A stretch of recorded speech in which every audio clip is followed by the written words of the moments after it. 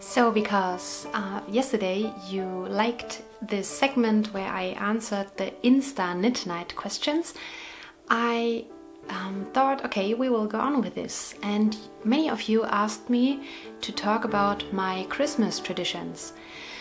So I thought about it, and I think today I will talk about the Christmas Eve, how we have celebrated that in my family, because please don't feel offended again, but I think my family can celebrate Christmas like no other family. So I will go through the whole day step by step, and that will lead me to something I extended out of this tradition. And I'm doing this with my boyfriend this year, and I did it last year or so already. So okay, let's start. When I was a child or a teenager, so when I was living at my parents' house, the Christmas Eve, so the 24th of December, the whole day, always was the same every year. And I can tell you, traditions are awesome.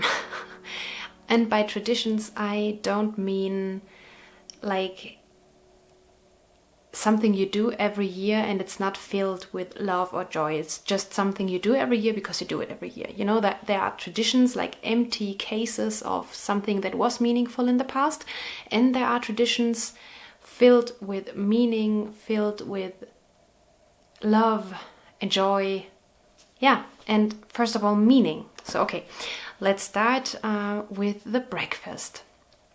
On the 24th of December, my mom and my brother prepared the breakfast because they were the early birds. I wasn't really an early bird back then. Now I am, as my mom.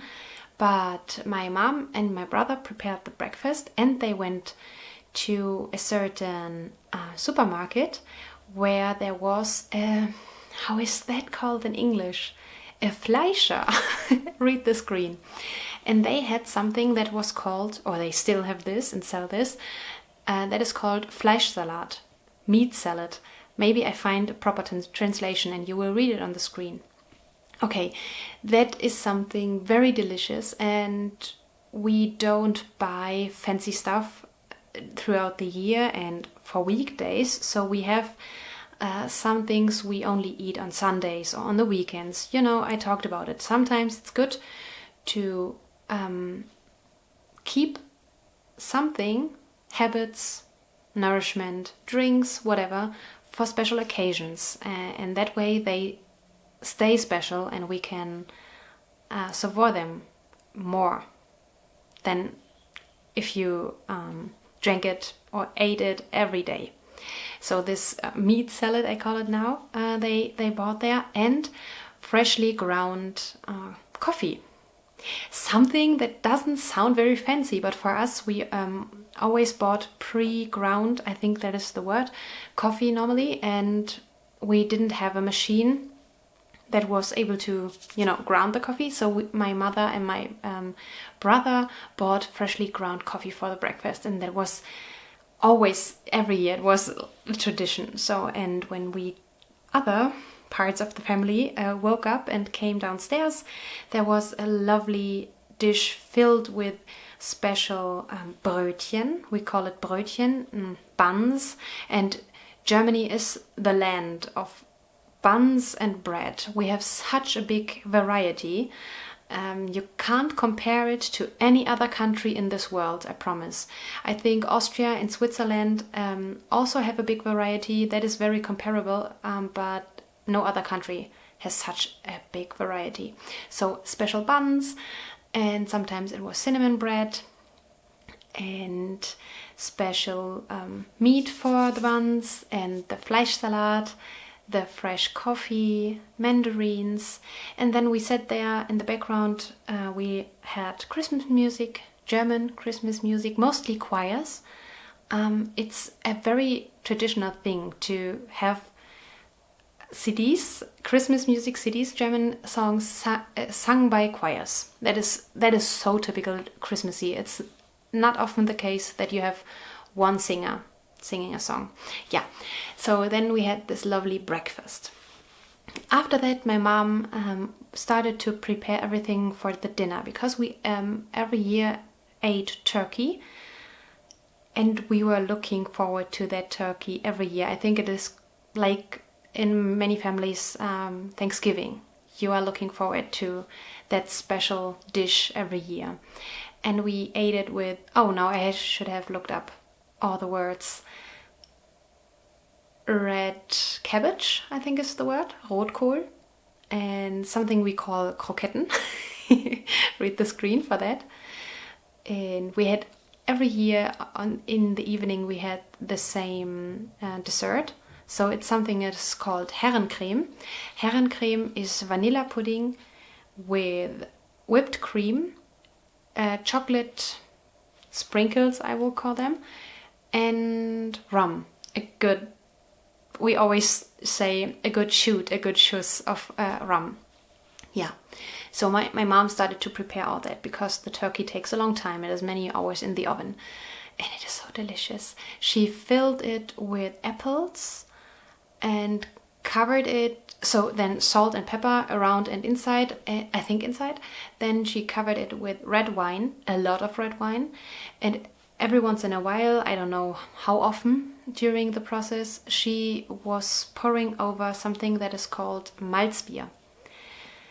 That is a beer-like drink for kids.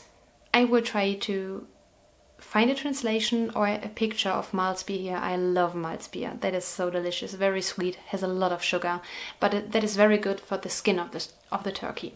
Okay. So after the breakfast, my mom already started to prepare stuff for the evening, and she was preparing the Christmas plate with all the candy again. We didn't always have, we have never had lots of money, but there were times they were even more difficult than they are now. And we couldn't afford brand treats and candy. So on Christmas, we had a lot of stuff we couldn't afford through the year, or we didn't buy throughout the year. For example, many things from the company Kinder. It's called Kinder, and then you have many different varieties of chocolate. There are the surprising eggs and the Kinder Riegel, so the bars. I will insert some photos here. And the best thing, so the kids from the 90s from Germany still know them, were the Happy Hippo snacks. Oh my god, I don't know why they put them out of the stores. I don't know, they produce some weird Happy Hippos now, not comparable to the ones we had. They were filled with hazelnut cream, like in Giotto or Kinder Bueno. So yeah, so the Christmas plate. And then we had nuts and mandarins. Prepared everything on the table in the living room. For the lunch, we always had something small, because we had the big dinner in the evening. Nothing we did all year. It was every year something different. I think mostly soups or something. So nothing to fill the belly too much. Okay, that was the lunch. We children tried to make the time go by faster, more fast. That wasn't so easy. So last minute present wrapping, for example, or reading or crafting, whatever. And then when it was time for coffee and cake and cookies, we always watched together as a family the most wonderful Christmas movie ever produced. Well, it's my opinion. And I brought it with me here. This is the movie. It's the Christmas, it's A Christmas Carol by Charles Dickens. You know, there are so many varieties of this story in audiobooks, audio plays, different movies with real characters, with animated characters, cartoon. There are so many varieties, but this one with George C. Scott in the main role, is that the word?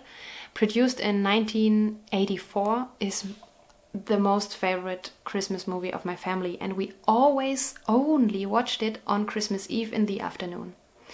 While we were watching this, we were eating mandarins and cookies, and still up to today, when I peel my first mandarin, you know, the first mandarin of this season, when I peel it and I smell the scents, I see me sitting on the sofa in my home with my parents and my siblings watching this movie.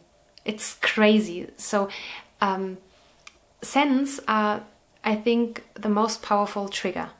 And if you have connected something to the scent, and for me it's scent, for other people it's music or tastes or pictures or so, for me it's a scent, like a perfume or so. If you have connected something to that, it is overwhelming for me. For me as an HSP, like,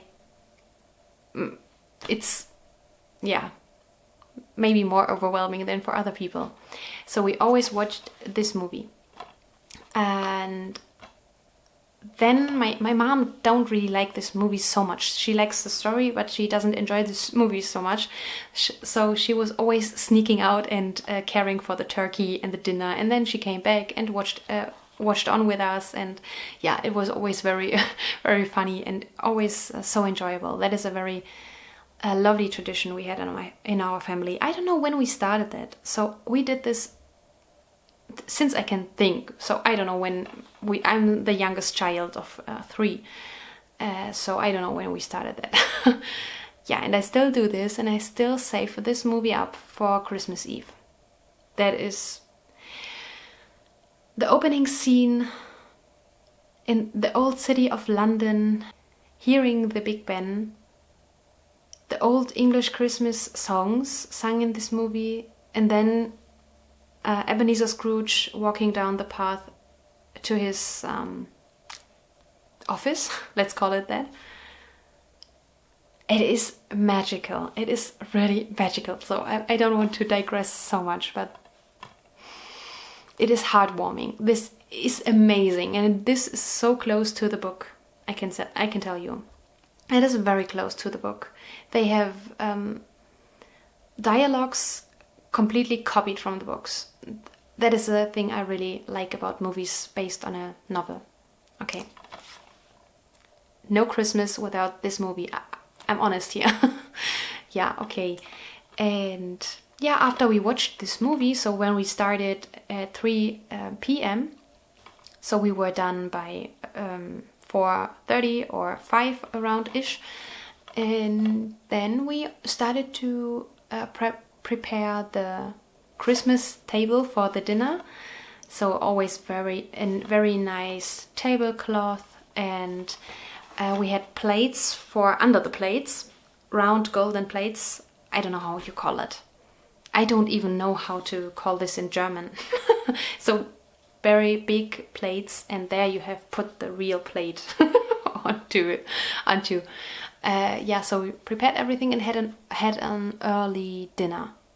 Sometimes already at 5 p.m. or 5:30. And we take our time. In my family, the lunch, so the breakfast, lunch and dinner time, the meal times are always very important, not only during the holidays. in my family, it was important that everyone is around the table, that we have time enough to eat and time enough to talk what we have experienced on that day. For example, during school times, everyone was telling, the most important things they have learned, they have experienced that day, and we discussed a lot. And it was so that one meal took an hour wasn't something rare. So that was a thing in my family, very important. Then when I became older, I realized that not every family does that, and I think it's sad because it's very important. So during the weekdays, we always had the dinner together because my dad returned from work. My mom always returned earlier because she was a nurse, and we were back from school. So the only mealtime we had together as the whole family was always in the evening. But for example, the lunch we always had together with my mom and my siblings because we returned from school already most of the times, and my mom was home after work. So it was always important for us to be around the table together. So that is also for Christmas the case. And then maybe if children are in your room now while you watch this, I have to talk about some secrets now. So please make sure that children leave the room now because they are not old enough to hear what I'm going to say now. So you can also press the pause button, get them out, and return. Okay, I will talk about something very, very mysterious now. As I told you yesterday, when I was a child and where I grew up and in my family, the Christ child was bringing the presents, not Santa Claus. And it depends from family to family. So when I was still a believer in the Christ child, so that he is bringing the presents, it was so obvious, but I wasn't understanding it when I was a child. My parents said, "Oh, please do the dishes," to us siblings. We have to dress up for the, we call it Bescherung. I have to look up the word when you get the presents. So we have to dress up because we are still wearing the garments from cooking and so on. Okay, so we siblings were making the dishes and cleaning the kitchen and everything. And my parents closed the door to the living room and the dining room. So we were in the kitchen and the dining and the living room were closed. We couldn't enter anymore. They had to dress up themselves. Yeah, it took so long every year, but as a child, you are so nervous and you're looking forward to your presents so much that you don't realize that your parents take the other entry to the living room, not through the kitchen, but through the other room, through the dining room, and getting in all the presents. And here comes my dad into play, because my dad wanted us to be a believer, we call it that way, so that we still believe in Christ bringing the presents, that he was very inventive to keep up that belief. So we had an old CD player, and you could program it so that for a certain time code, the CD starts to play. And it was always "O Silent Night, O Holy Night," the Austrian song. That is this song in the German-speaking countries. If you ask someone what say one Christmas song, they will say "Stille Nacht, Heilige Nacht." That is the song here. So he programmed the CD player. Then every year he tried to make sure that something happens in the Christmas room, so in the living room, while we were sitting in the kitchen reading the Christmas story. So after my parents have prepared everything, they dressed up. They returned to us to the kitchen, where the Advent wreath is standing on the table. The last time we were lighting up the 4 candles, and we were reading the Christmas, not the gospel, but the gospel, but in a children's version.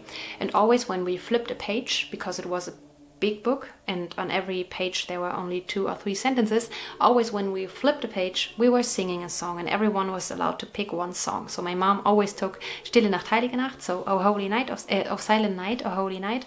We weren't allowed to pick that song because that was her favorite song, and everyone was, picking a song.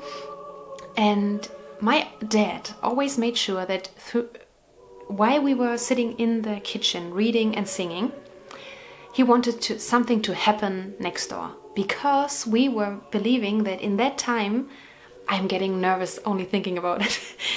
During that time, the Christ child was bringing the presents silently. But sometimes the Christ child was dropping a parcel, for example, or a present. So my dad had a huge cone. It was not a yarn, it was like a baker's twine. It was very strong. And he was leading. It's unbelievable. He was... So he prepared everything already while we were in the kitchen tidying up and everything. So they had 1 year. The strand or the baker's twine, whatever, was leading through the keyhole. From the keyhole up to our lamp. We had like, a hanging lamp. So he was... So the string was over the lamp, so that the string was hanging here, and onto the string he has wound a little box, and that was filled with forks and knives and something very noisy when it drops. And throughout the process of reading and singing in the kitchen, he was cutting this baker's twine, and in the next room, so in the behind the closed door, this box filled with noisy stuff dropped to the floor, and we thought, oh my gosh, the presents, the Christ child is bringing the presents, and the Christ child has dropped something, he is there, oh my gosh, that is so exciting. So every year he was inventing something like that. It was always amazing. I mean, when I was older and my niece was living in our house, I was seeing the first time how my dad did this the past years, because when I was a child, I believed it was the Christ child. So it is always very exciting to see as an adult how parents manage to keep their children as a believer in the Christ child, bringing the presents. So that was that. And then, I don't know how he did this also with the string, I guess. Next, when we were finished, we had to wait and wait and wait. The story was read, or the songs are sung. And then we heard a bell ringing, a very soft and very holy bell in our ears. And that was the sign. The presents are under the tree, the Christ child is there. And mostly the youngest child was allowed to open the door. And then there was this picture. The Christmas tree. You were hearing from the CD player Stille Nacht, Heilige Nacht. And all the presents and the candles were lit. The Christmas plate filled with Christmas goodies and mandarins and almonds and nuts. And then there was this Christmas you have been waiting for as a child. So our Christmas has always been so magical. Even as an adult, I have experienced it that way. But the most precious time was as a child, needless to say, because when you believe Christ is bringing you the presents and you don't know where he is and you don't know, maybe I see him this year, that was always very exciting. And throughout the year, throughout Advent, my parents and my older siblings made fun of me, and I did this with my niece too. We were knocking somewhere on a door without... My niece wasn't able to see that I was knocking, and I was... Did you hear that? I think there was an angel looking if you are good. Something like that. That was typical in our family. And in throughout my whole childhood, that was a thing. Yeah, it's funny for the adults, I think. Yeah. So that was my long rambling about my Christmas tradition in my family, how we have celebrated it when I was living there. And with my boyfriend, I told you I still watch on Christmas Eve this movie, and I started, for me, and my brother did this too, I think, the tradition to read through the Christmas Carol by Charles Dickens throughout Advent. And last year, I think, yeah, I think last year or the year before last year, I bought this Advent calendar. I mean, I had the Christmas Carol already in my home, but this Advent calendar is the Christmas Carol in a very tiny book, and it is separated in 24 chapters. So it's very nice. You don't have to do this yourself, and it is a pretty book with a nice illustration. And every day my boyfriend and I are reading through one chapter, or sometimes 2 or 3, because we didn't have the time maybe. And you have some illustration here. Yeah. And that makes it even more special to watch the movie on the 24th. Yeah, that was already a very long segment. I hope you don't mind, but you were asking. So if you're interested, next time I will answer some Insta Knit Night questions from the last years about knitting and knitting habits and crocheting and fibers and yarns and so on. Yeah, we will see us tomorrow.